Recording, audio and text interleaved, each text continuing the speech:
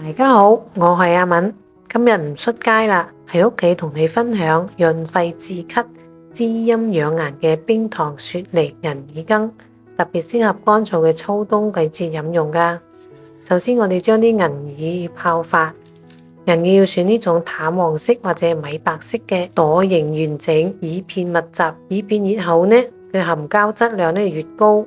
浸銀耳呢要用凍水或者係溫水，唔好貪快用熱水喎。用熱水浸嘅話變硬，就唔容易浸透，就降低出膠量啦。2個鐘頭之後，銀耳呢已經浸好啦，睇下幾大朵，剪去黃色硬嘅蒂，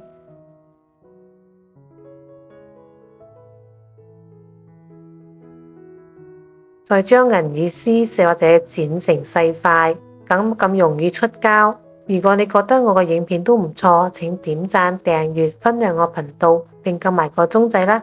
你嘅鼓勵同支持係我繼續嘅動力，多謝晒。另外，準備雪梨同埋紅蘿蔔，將佢去皮切成細塊。我買嘅呢個雪梨呢個心好細，而且冇核，我就冇去嗰個雪梨嘅心啦，直接將佢切成4份。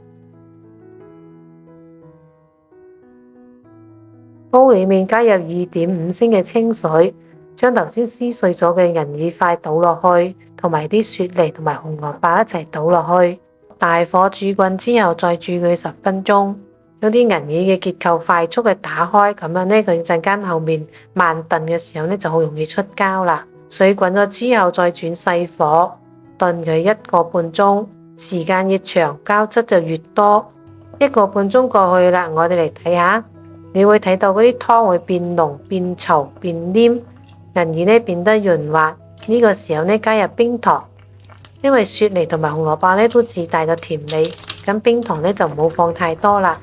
攪勻之後，等啲糖溶解好呢，可以試下味道，根據個人嘅口味添加糖分。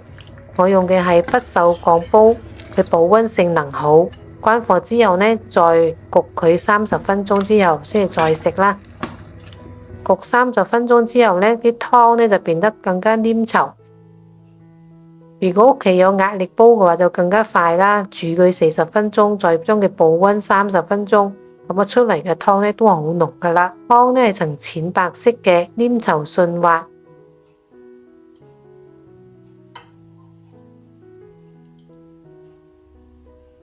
銀耳變得軟糯，入口即化。冰糖雪梨銀耳羹具有潤肺治咳、滋陰養顏嘅功效。呢一個係平價燕窩，每年我都會煮上幾煲，你都屋企試下啦。大人細路哥都適合噶，唔中意食銀耳嘅可以製飲湯，一樣有效噶。啲銀耳真係煲到好滑啊！如果你中意我嘅影片，請點讚、訂閱、分享我頻道，感謝觀看，我哋下次見，拜拜。